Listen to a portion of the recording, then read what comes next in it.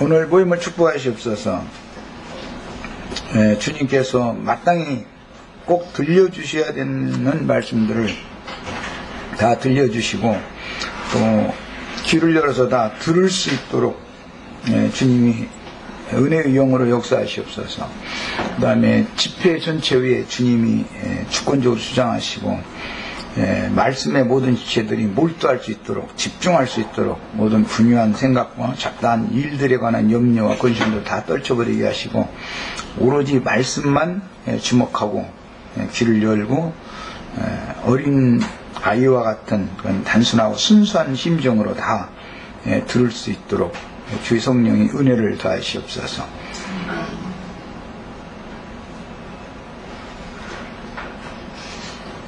자, 더 기도 말씀 없으시면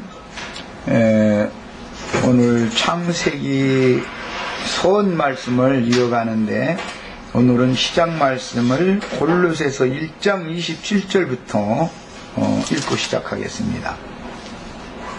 골로새서 1장 27절 읽습니다.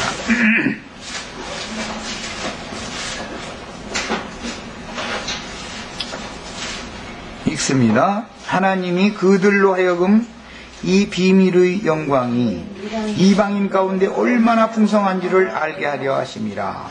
이 비밀은 너희 안에 계신 그리스도니, 거기 이렇게 줄을 쳐놓습니다. 이 비밀은 너희 안에 계신 그리스도, 우리 안에 계신 그리스도가 하나님의 비밀입니다. 창세로부터 감춘 비밀이다, 예수님이 이렇게 표현했는데, 창세기 1장 지금 시작을 하는 말씀을 우리가 선을 나누고 있는데, 창세로부터 감춘 비밀이라는 것은 우리 안에 오셔서 우리 안에 계신 그리스도가 창세로부터 감춘 비밀입니다. 너희 안에 계신 그리스도니 곧 영광의 소망이니라 했습니다. 이번에는 에베소서 3장 4절을 한 절 더 읽겠습니다. 에베소서 3장 4절입니다. 3장 3절부터 읽겠습니다.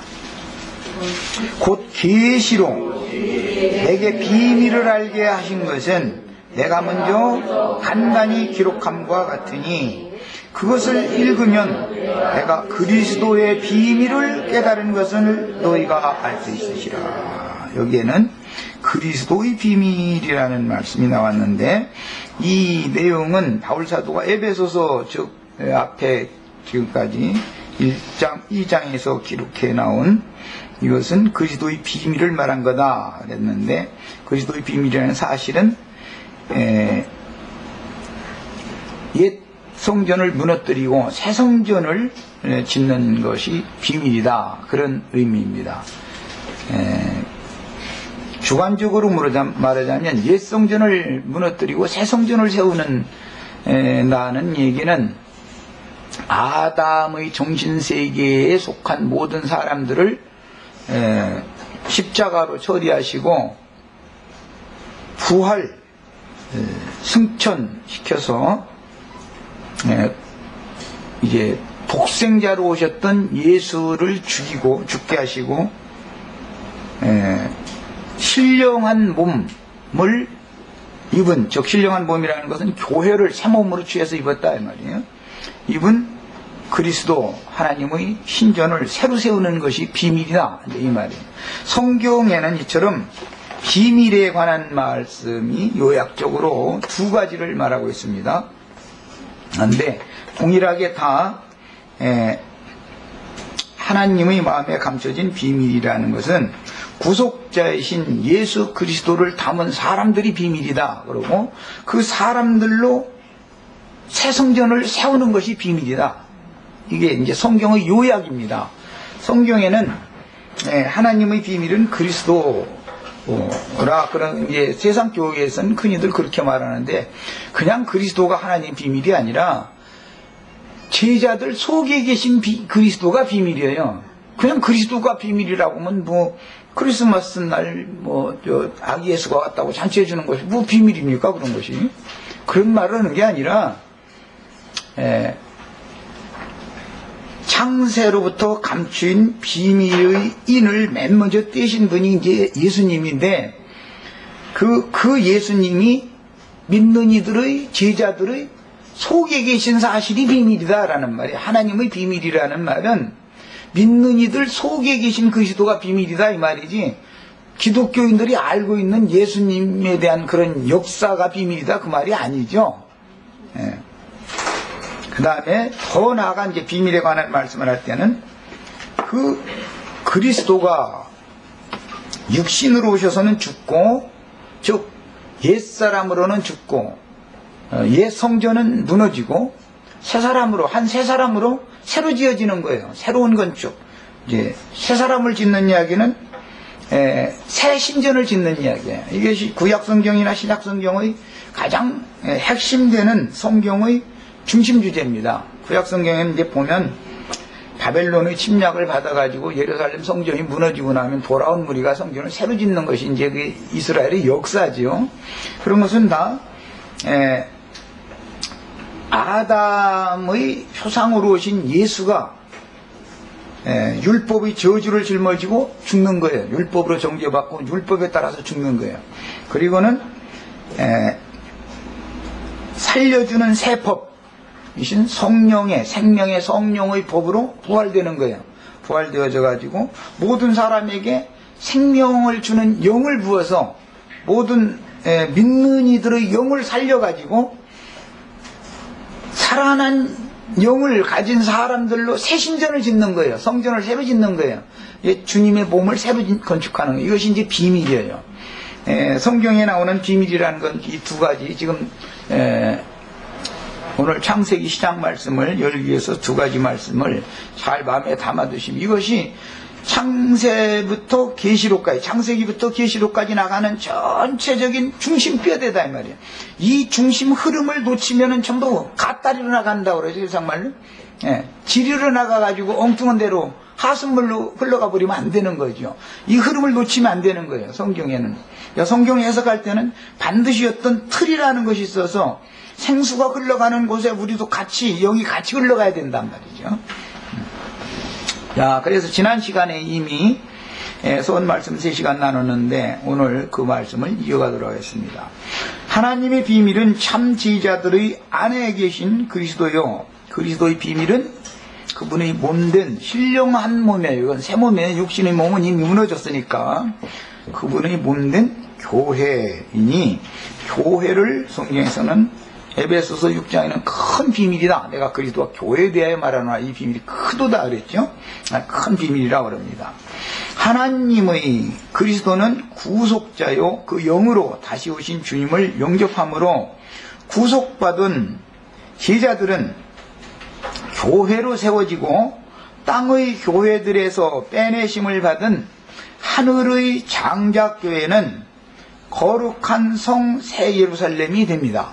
이것이 성경의 이제 핵심 주제예요. 지금 말씀 나누는 것이. 땅의 교회들이 많이 있어도 그 땅의 교회들이 완성품은 아니죠. 땅의 교회들 중에서, 7교회들 중에서 이기는 자들을 빼내가지고 하늘의 장작교회로 재건축을 하는 거예요. 그러니까 땅의 교회는 옛성전이죠. 그러니까 큰 성 바벨론은 무너져야죠. 왜? 옛사람들로 세웠기 때문에 옛사람은 무너진 거예요. 그건 아담의 건축, 첫 아담의 건축이다 이거예요. 마지막 아담 둘째 사람의 새 건축을 해야 되는데, 이것은 7교회들 중에서 빼내신 무리로만 건축하는 거단 말이야. 이것이 우주의 비밀이에요. 하늘에서 이룬 아버지의 계획을 땅에서 이루어 하나님의 후사들에게 새 하늘과 새 땅의 기업을 상속해 주시려고 첫사람 아담의 세계를 통해서 성경의 구속사가 계시록까지 이어지는 목적은 창세기 1장에서 계획하신 조물주의 뜻을 인간 세상에 실현하는 하나님의 일하심입니다. 하나님은 창세기 1장에서 일을 마쳤다 그랬지만 창세기 2장에서 새로 일을 시작하시는 것은 1장은 하나님의 계획인 것이고 그것을 실현하기 위해서는 2장에서 새 일을 시작해야 되는 것이다. 창세기 1장은 하늘에서 이루신 하나님을 기쁘시고 선하신 뜻을 기록해 놓은 것이고, 그 뜻을 이루기 위해서는 창세기 2장부터 새로운 일을 시작한다 이 말이에요. 인간 세상에 이제 구체적으로. 그래서 일단 이제 이걸 알아볼 문제지만, 창세기 1장에 나오는 하나님이라는 용어는 모두가 다 엘로힘이라는 단어를 사용하고, 창세기 2장 이후 이제 사람과 땅의 사람과 그 엘로힘 신이 주관적인 어떤 언약 관계성을 맺는 이름은 여호와라는 구체적인 이름이 부여가 됩니다. 창세기 1장에 나오는, 창세기 1장의 창조에 나오는 모든 그 하나님이라는 이름은 모두 엘로힘이라는 용어가 사용이 돼요. 그렇지만 창세기 2장 이후에는 여호와라는 구체적인 하나님의 이름, 고유명사가 사용이 되기 시작하는 거예요. 이런 그 경륜의 전환점은 오늘 이런 말씀에 대해서 좀 설명을 좀 드리려고 합니다. 그 다음에 하나님께서 계시하신 바를 영감으로 받아서 태어나신 선지자들의 예언들 속에는 세상 나라가 주와 그 그리스도의 나라가 되는 이상들이 기록되었는데, 지난 목요일날 우리가 이사야 11장이나 65장 등에서 읽었었던 것처럼 범죄로 인한 저주가 임하여 타락됨으로 우준해진 인간의 예력으로는 도저히 깨닫기도 어렵고, 죄가 왕노릇하는 혈육의 인간들이 생존하는 인간 나라와는 너무도 다른 어떤 세계가 창세기 1장에 이미 계시되어져 있다. 가령 예를 들자면 모든 짐승이 풀을 먹는 세계라든지, 이사야 선지자는 사자가 풀을 먹고, 어린아이가 독사굴에 손을 넣고, 이제 이런 얘기가 해놨는데, 그리고 100살도 못 살고 죽은 사람은 어린아이 때 죽은 것이고 저주받은 거다 이러고, 그러면 오늘날의 그 인간 세상과는 전혀 다른 어떤 세계를 지금 창세기 1장에 암시를 해놓고 있다, 그거예요.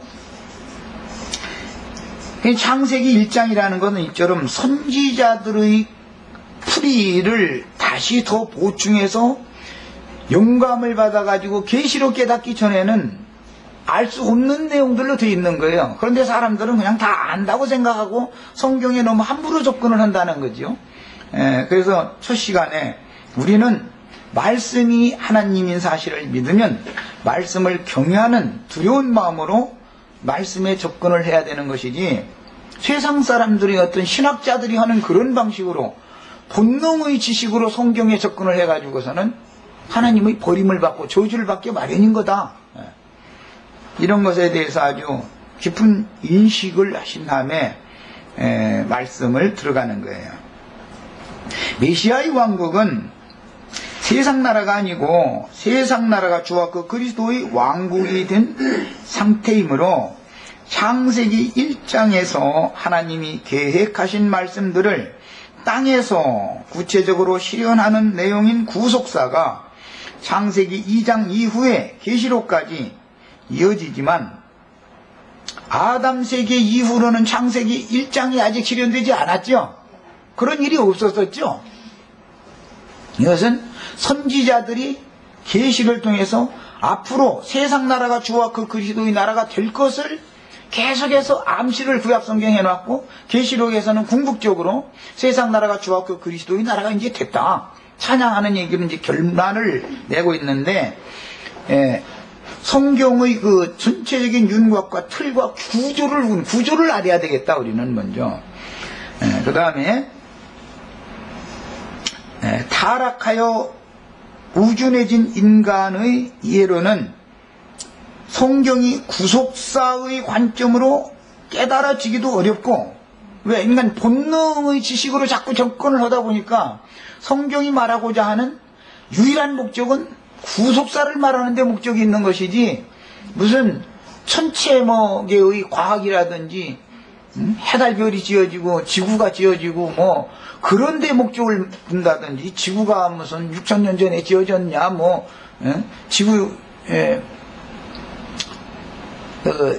지구에 있는 아담보다도 뭐 해가 사흘 전에 지어졌느냐, 뭐 이런 것을 과학적인 근거를 대하는 데 목적을 두는 게 아니라 성경을 과학으로 접근하려고 보면, 예를 들어서 말씀이 육신이 되어 자기 땅 자기 백성에게 말씀의 보내심을 받은 하나님의 아들 예수가 세상에 올 때는 아기 예수로 왔는데, 아기 예수와 성령으로 마리아라고 하는 남자를 알지도 못하는 처녀에게 잉태되어서 왔다고 과학적으로 누가 이것을 설명을 자신 있는 사람 한번 이거 설명 좀 해봐. 처녀가 애 낳는 거 한번 설명해봐.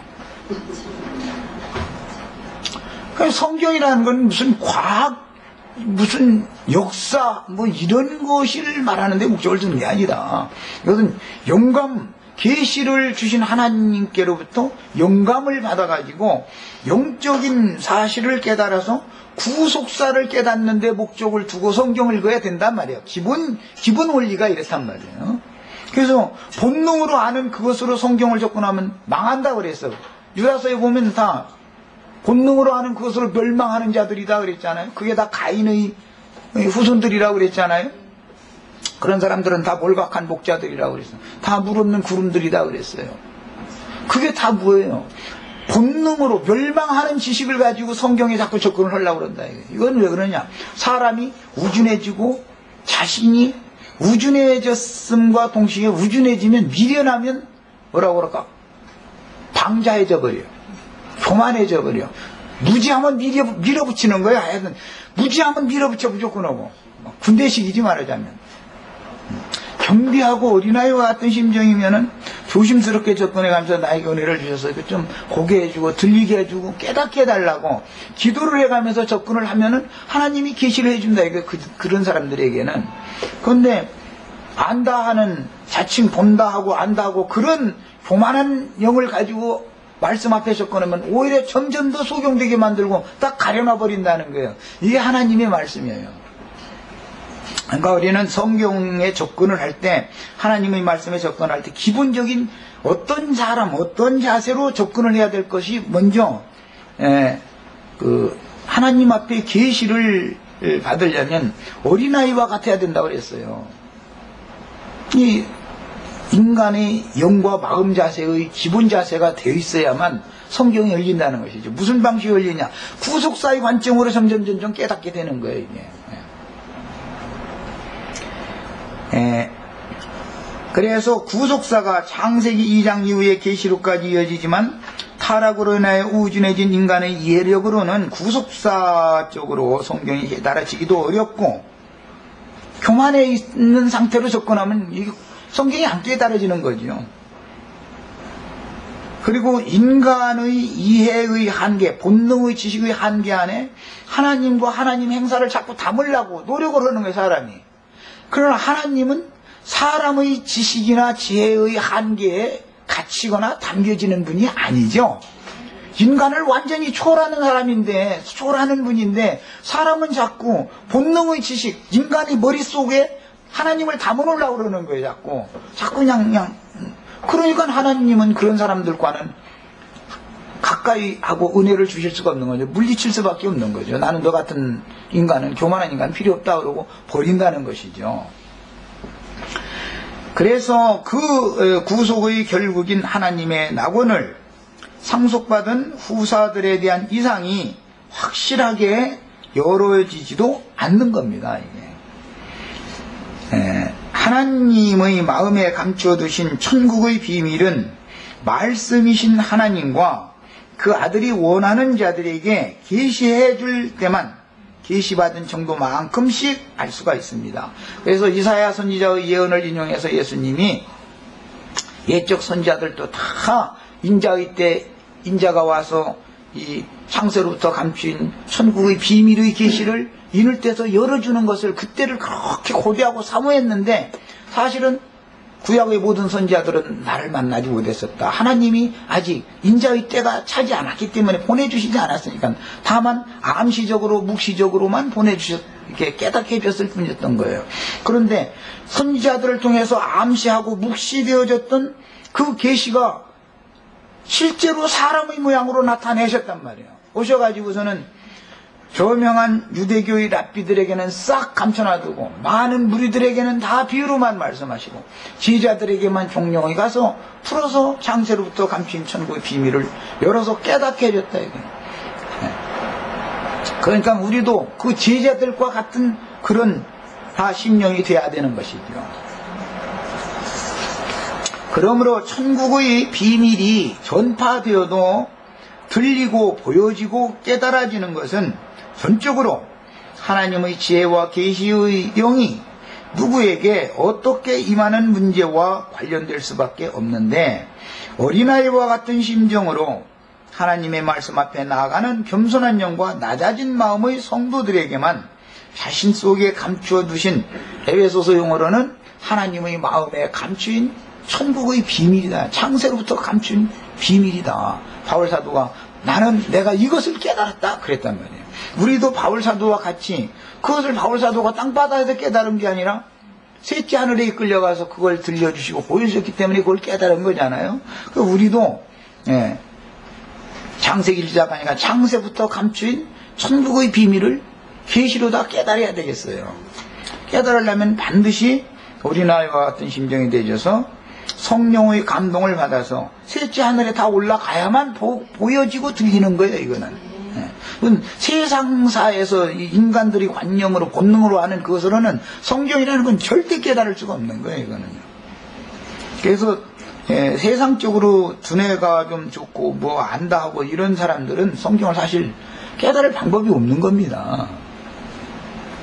창세기의 말씀들은 기성교계의 신학자들이 흔히 1장의 저자는 엘로히스트라고 해서 이제 엘로힘, 창세기 1장에 나오는 하나님은 모두가 다 엘로힘이라는 용어가 사용이 됐죠. 이제 몇 가지 예를 들어보겠습니다. 창세기 1장을 봅니다. 태초에 하나님이, 여기 말하는 이 하나님 엘로힘이에요. 태초에 하나님이 천지를 창조하시니라 할 때 이 1장 1절에 하나님 엘로힘이에요. 그 다음에 2절에도 기품 위에 있고 하나님의 신은 할 때, 하나님의 영 할 때 그 하나님 엘로힘이에요. 하나님이 이르시되 하나님 엘로힘이에요. 3절에. 그 다음에 4절에도 하나님이 빛과 어둠을 나누사 그 다음에 하나님이 빛을 낮이라 칭하시고 전부 엘로힘이에요. 6절에 하나님이 이르시되 엘로힘이에요. 그 다음에 8절에도 하나님이 궁창을 하늘에 칭하시고 9절에 하나님이 이르시되, 이 모두가 다 창세기 1장에 나오는 모든 하나님이라는 용어는 뭐라고요? 엘로힘이에요. 엘로힘이라는 용어가 1장 전체에서 계속 인용이 됐어요. 사용이 된 하나님이라는 용어가 나오면, 자, 창세기 1장을 창조하신 그 하나님은 엘로힘이다 이 말이야. 그런데 창세기 2장 4절서부터 이름이 이제 엘로힘이 아니고, 이것이 천지가 창조될 때 하늘과 땅이 내려기니 여호와 하나님이, 하나님 앞에 여호와라는 고유명사가 딱 붙어요. 그래서 이제 2장 이후에는 하나님을 말할 때는 늘 여호와라는 고유명사를 앞에 붙여요. 그래서 이제 이 신학을 연구하는 사람들은 성경을 읽다 보니까 이상하게 1장의 하나님은 다 엘로힘이고 2장 이후에 나오는 하나님은 전부 여호와니까, 이제 뭐라고 결론을 내렸냐, 1장을 기록한 기록자와 창세기 2장을 이후를 기록한 기록자가 다르다, 이렇게 이제 거짓말하는 거예요. 그러나 창세기 말씀서부터 예수님이 증거할 때 보면 모세가 말한 거라고, 모세를 통해서 기록했다고 해놨죠. 모세 한 사람이 기록한 거라고 예수님이 확정하는데도 사람들이 1장은 다른 사람이 기록하고 2장 이후에는 모세라는 사람이 기록했다, 이렇게 자꾸 주장을 해요. 이제 이런 것들이 본능의 지식을 가지고 하나님의 말씀에 접근하는 대표적인 예를 내가 드는 거예요. 순수한 마음이 아니기 때문에 안 열리는 거예요, 이게. 그래서 기성교계의 이제 그 신학자들이 1장의 저자는 그 엘로히스트라는 말은 엘로힘, 하나님, 복수의 하나님을 지향하는 주의를 가진 사람, 을 말하는 건데, 그 복수 하나님의 이 신을 지향하는 그런 주의를 가진 사람이 1장을 썼고, 2장에는 이제 야훼주의자라, 이제 여호와주의라 그래가지고 그 신앙 사상이 야훼 사상을 가진 사람이 2장 이후를 별도로 기록한 거다, 이렇게 하는 말을 함부로 해대는 거예요. 그런데 성경에는 그렇다고 되어 있지가 않죠. 그냥 1장은 모두가, 1장을 창조한 하나님은 엘로힘이고, 2장 이후에 1장의 계획을 구체적으로 땅에 사람을 지어가지고 그 땅의 사람에게 구체적으로 언약 땅의 사람과 어떤 관계성을 맺는 하나님은 구체적으로 여호와라는 이름이 고유명사가 딱 붙여진다, 이렇게 돼 있는 것이지, 1장의 그 기록자가 다르고 2장의 기록자가 다르다라고 돼 있는 건 아니죠. 그런 게 어디가 있어요. 그러나 오늘날 기성교계에서는 다 이렇게 믿고 있습니다. 그 사상을 자꾸 유전받으니까 아마 우리 김산재님 신학교 가서 아마 분명히 이걸 배웠을 거예요. 그래가지고 목사 된 거예요. 그러다 보니까 다른 사람들한테도 그렇게 가르치는 거지, 이제 자기가 배운 대로 가르치는 거니까. 이거는 아니다 이거예요, 절대. 그 다음에 어떤 이제 그런 계열에 있는 사람들은 엘로힘 하나님의 창조가 뭔가 미흡하기 때문에 야훼 하나님이 엘로힘 하나님의 창조를 보충한다, 이렇게 이제 나가는 거예요. 이게 1장의 창조가 부족하다고 느끼는 거예요. 그래서 2장의 창조로 더 보충해 나간다, 이렇게 말하는 거예요. 그래서 그러다 보니까 1장은 모든 것이 다 부족하다는 관념을 갖고 있는 거예요. 그래서 성경은 정반대죠. 1장이 완벽한 거지 2장이 완벽한 것이 아닙니다. 1장은 완벽한 것을 모형으로 하나님이 하늘에서 이렇게 하자 하시고, 그 계획을 이루기 위해서 2장 새 창조 일을 해나가지고 계시록에 가서 새하늘과 새 땅의 주와 그 그리스도의 나라가 완성되는 이야기를 거기까지 끌어나가는 것이지, 1장 2장보다 부족하다면 그거 안 믿어야죠. 믿을 필요가 없는 거죠. 2장이 그렇게 완벽할 것 같으면은 마귀에게 점령당해가지고 모든 생물을 다스려야 되는 사람이 오히려 뱀에게 다스림당하고 앉았는데, 그게 더 1장보다 더 완벽하단 말이야? 이런 사고가 벌써 뭐냐, 사람이 영이 뱀에게 점유당해가지고 타락해진 근본은 뭐냐면 교만해지는 거다. 인간들이 마음이 높아져 있어가지고 자칭 본다, 듣는다 하는 자들이 그렇게 하나님의 진리를 가려놓는 일을 앞에서 딱 해놓고 있는 거예요. 이게 오늘날 기독교계입니다. 기독교계의 신학관이라는 게 다 이거예요.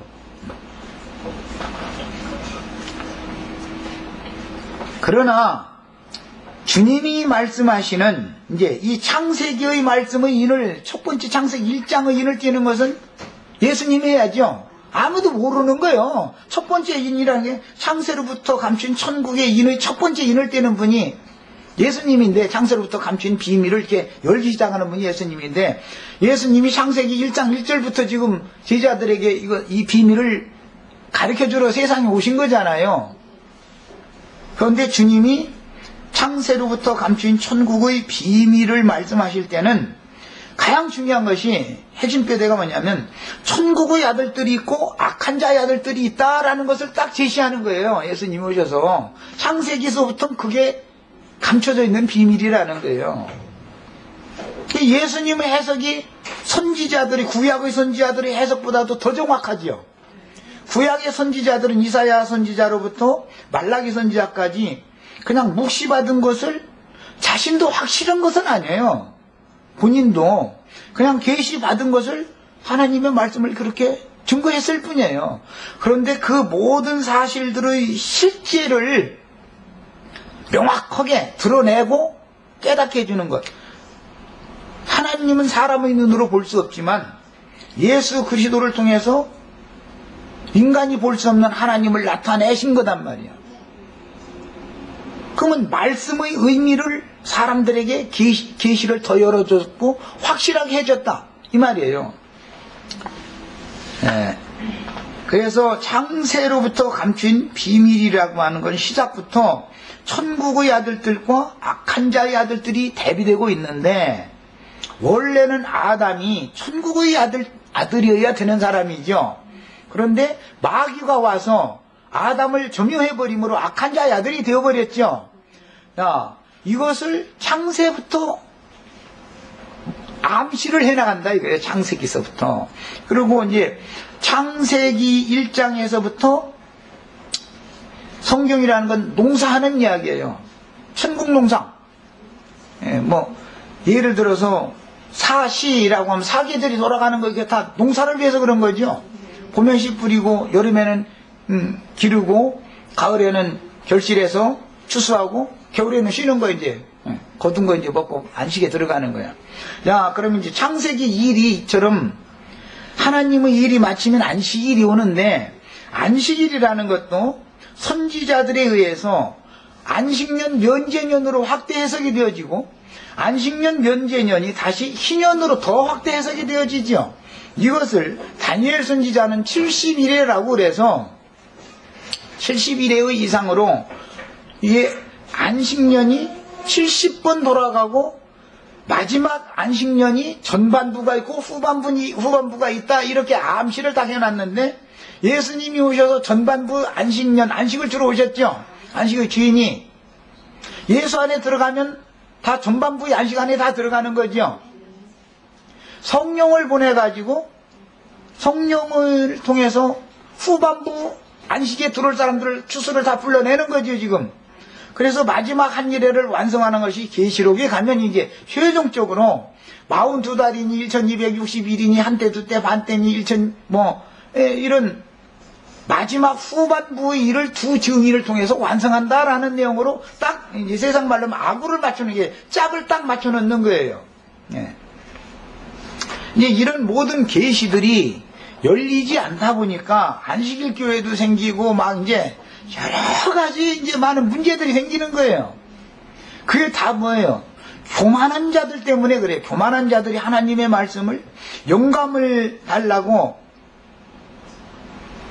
사람의 지식으로, 본능적인 지식으로 아는 것 말고 난 아무것도 모르는 백지로 우선 만들어주시고 여기다 새로 기록해서 인을 쳐달라고, 이러한 자세로 어린아이 같은 심정으로 나가지 않고 그냥 뭔가 안다 본다 하는 그런 교만한 자세로 하나님 앞에 나가다 보니까 오늘날 기독교계가 이렇게 하나님의 말씀이 없는 게 아니라 부분적으로 있고 나머지는 인간 교훈이 섞여가지고 혼잡하다, 진리가 다 혼잡되었다. 이게 마귀는 하나님의 말씀을 인용하고 섞지요.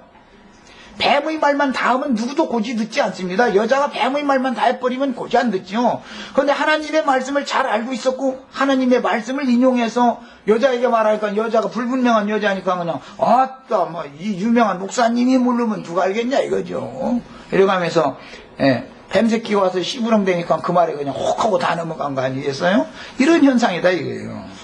그래서 당대의 큰 자, 유명한 자들이라는 것은 전부 마귀의 사자, 사단의 사자, 악한 자의 아들들인 것이지, 작은 자, 소자들이래야만 주님의 사자들이고, 큰 자들이라는 건 전부 악한 자의 아들들이라는 것이에요.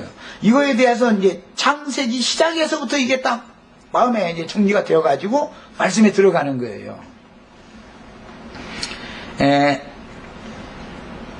엘로히스트와 야해주의자에 대해서 잠깐 언급을 좀 하려고, 하나님은 유일신, 이스라엘의 하나님은 유일신이죠. 한 분 하나님이에요.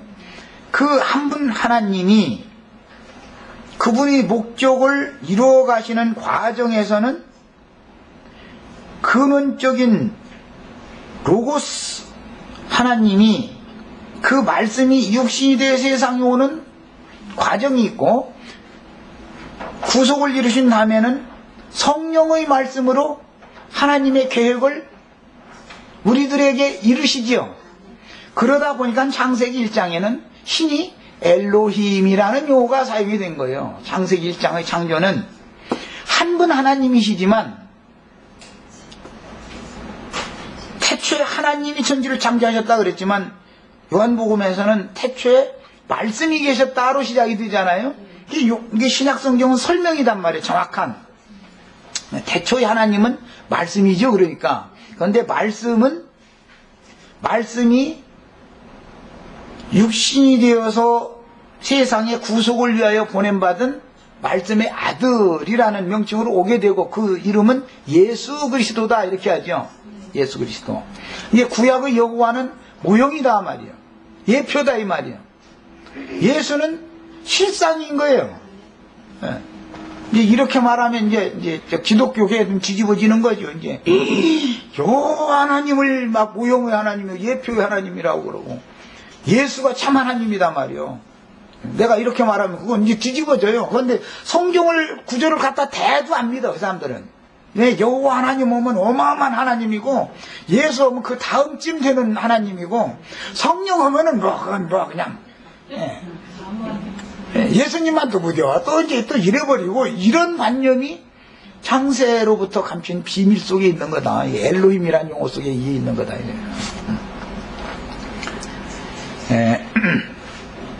그래서 창세기 1장의 하나님은 모두 엘로힘이라는 것, 그 다음에 1장 1절부터 그 엘로힘인데 1장 2절에는 하나님의 신 이야기가 나왔고, 그 다음에 1장 26절로 28절에는 그 하나님이 우리라는 단어를 사용해요. 우리, 엘로힘이기 때문에 그런 거예요. 우리 유일한 하나님인데 우리라고 그래요. 그런데 마지막에는 자기 형상대로라고 그래서 우리가 자기지요 결국은.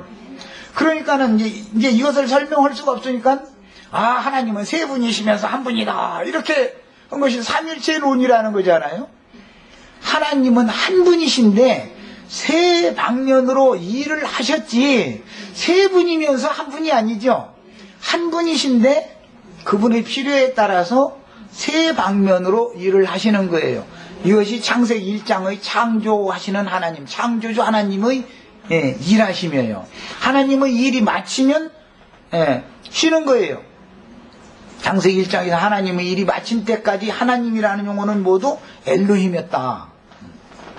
그 다음에 창세기 1장의 그 엘로힘이라는 용어는 원래 엘로하라는 존재, 있게 하다, 있다, 무엇이 되게 하다, 되다 등의 그 근원적인 존재를 이제 히브리어로는 엘로하라고 그러는데, 이 엘로하 신의 복수 형태가 엘로힘이에요. 연장형이죠. 그러니까 엘로하라는 근원적인 신의 존재는 뭐냐면 존재자다. 이거 존재다. 아무것도 없는 데서 뭐가 있게 하는 거예요. 무엇이 잘못되어 있는 상태에서 그분의 뜻대로 되게 하는 거예요. 그 여호와 하나님이 말씀하시되 빛이 있으라 하시면 없던 빛이 생겨나는 거예요. 그런 그렇게 하는 근원적인 신은 근원적인 존재자라는 뜻은 엘로하라는 용어인데, 이 엘로하께서 그분의 계획을 실현해 가시고 완성하기 위해서는 엘로힘이 창조를 하셔야 된단 말이에요. 하나님은 계획하시고 계획을 아들로 실현하고, 아들이 이루는 구속 사실을 그 영의 말씀으로 우리들에게 이루는 거예요. 우리들에게. 이것이 창세기 1장에 감춰진 하나님의 용어에 대한 비밀이에요. 그 다음에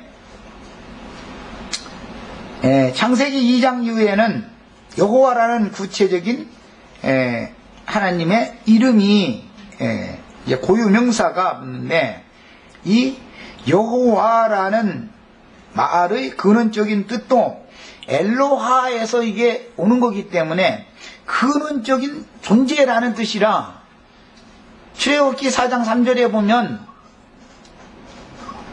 모세에게 하나님의 이름 여호와가 누구인지를 계시해 줄 때 나는 스스로 있는 자다라는 말로 설명을 해줬죠. 그러니까 근원적인 존재자가 나다 이 말을 말한 거예요. 그게 이스라엘의 하나님 여호와라는 용어 자체도 어근은 어디서냐면 엘로하라고 하는 있다, 그 다음에 되다, 되게 하다, 있게 하다, 이런 근원이라는 뜻이에요. 근원. 모든 것들이 근원자라는 뜻인데 여기에 근거를 두고 있기 때문에 여호와라는 이름도 나는 스스로 있는 자다라고 그래요. 그런데 그 스스로 있는 자이신 말씀은 육신의 눈으로는 볼 수가 없죠. 스스로 있는 자는 이스라엘의 하나님 여호와는 사람의 눈으로 볼 수 있는 게 아니잖아요. 타락한 인간의 눈으로 보이는 게 아니죠. 그러니까 구속받은 사람들의 영에 그리스도로 말미암아 계시되어질 때만 나는 보여지고 만져지는 말씀이에요. 그래서 신약의 사도들은 태초부터 계신 말씀을 만졌죠. 주목하여 보기도 했죠. 우리도 이렇게 봐야 되는 거예요. 이렇게 만져야 되는 거예요. 예. 그 다음에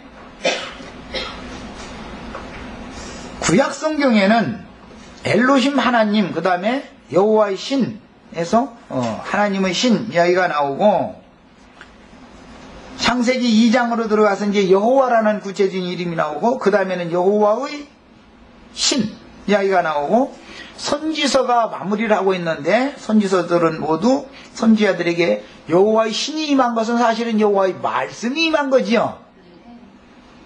자, 창세기 1장에 태초에 하나님이, 그 다음에 하나님의 신은 수면에 운행하셨다. 2장에 들어가면은 여호와 하나님이, 그 다음에 4장 이후로부터는 여호와의 신께서, 여호와의 신이 계속 그 일을 하는데 최후로 선지자들에게 말씀하셔서 일하실 때는 여호와의 말씀이 임한단 말이에요. 선지자들에게.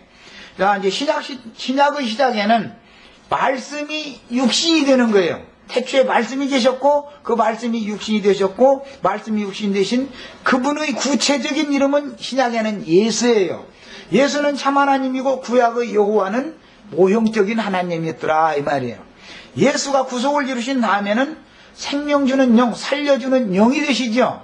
자, 여호와의 말씀은 예수의 말씀이 되고 예수의 말씀은 성령의 말씀이 되는 거예요. 자, 최후로는 성령과 신부가 말씀하는 거예요. 이렇게 해서 엘로힘 하나님의 뜻을 완성해 나가는 거예요. 성령과 신부의 말씀이 마지막 말씀이에요. 최종적으로. 자, 그 다음에 아담과 하와는 옛적의 에덴 동산이라는 하나님의 임재 처소에서 살도록 지어진 구속사의 첫사람이지, 동산 밖의 사람들을 잘 들으셔야 됩니다. 자, 아담과 하와 얘기하는 거예요. 지금 창세기 2장 아담과 하와는 옛적 에덴 동산이다 그래요. 신약의 이제 구약 시대의 선지자들은 옛적의 하나님의 동산 같았다, 옛적의 여호와의 동산 같이 물이 넉넉하고 뭐 이제 이런 얘기 계속 옛적이라는 용어가 붙어지죠. 그래서 아담과 하와를 위하여 창설하신 에덴 동산이라는 것은 옛적의 에덴이단 말이에요.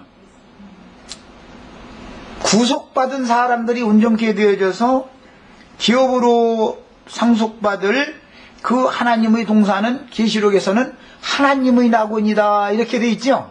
하나님의 낙원과 옛적 낙원인 에덴 동산과의 차이점은, 하나님의 낙원에는 선악을 알게 하는 나무는 없죠. 거기에는 하수는 흐르지 않아요. 유브라데 강 같은 이런 하수가 없어요. 거기는 큰 하수가 없어요. 하나님의 낙원에는, 옛적의 에덴에는 생명나무도 있었지만 선악을 알게 하는 나무도 있었고, 생수도 발원돼서 흐르기 시작했지만 흘러 가서 큰 강 유브라데가 되죠. 그런데 사람들은 생수를 마시려고 하지 않고 하수물을 마시기에 마련이고, 생명나무 열매와 보기에도 좋고 먹기에도 좋은 나무 열매는 먹으려고 그러지 않고 선악을 알게 하는 나무 열매를 먹게 마련이다. 이거 옛적 에덴 동산 사람들은 말이에요. 그러니까 아담과 하와는 옛적의 에덴 동산이라는 하나님의 임재처소에서 살도록 지어진 구속사의 첫사람인 것이지, 동산 밖으로 이제 쫓아냈는데 동산 밖에도 사람들이 이미 있었죠. 왜? 가인이 나를 동산 밖으로 쫓아내시면 나를 만나는 사람들이 나를 다 죽이겠습니다 그랬는데 동산 밖에도 이미 사람들이 있었던 거 아니에요. 그런 얘기지. 아담이 무슨 인류사의 조상이다 이런 인류사를 말하는데 목적을 두는 게 절대 아니다. 아니다 말이야. 예. 기독교계 신학자들이 가르치는 게 얼마나 엉터리인지를 분별하라고 내 얘기를 하는 거예요. 아담과 하와는 범죄를 저질러 가지고 구속의 요소를 입혀진 다음에 동산 밖으로 쫓겨났고 가인도 그 땅에서 쫓겨났는데 아담과 하와가 인류사의 아버지 어머니라면 아담과 하와는 가인을 낳았는데 가인은 누구한테 장가 들어가지고 새끼를 퍼뜨려? 가인이 혼자 장가들 수 누구 장가들 수는 없잖아. 어떤 여자가 있었을 거 아니 분명히 아담과 하와는 가인만 낳지 뭐 딸 낳아서 뭐 가인한테 이렇게 줬다 이런 말도 없고 그런데 분명히 장가를 드려야 되는 거예요. 가인이 동산 밖으로 쫓겨나가지고서 애녹성을 쌓았다고 했어요. 여자를 취해서 아들을 낳아가지고 그 아들의 이름으로 큰 성을 쌓는데 혼자 무슨 재주로 성을 혼자 쌉니까 그걸? 많은 사람들의 노동력 동원이 있었다는 것을 말하는 거지. 그러니까 기독교계가 지금 가르치는 창조론이라는 것이 너무너무 엉터리다라는 것을 이 시간 이제 마음에 담아두시고 잠시 쉬었다가 또 이어서 나가도록 하겠습니다.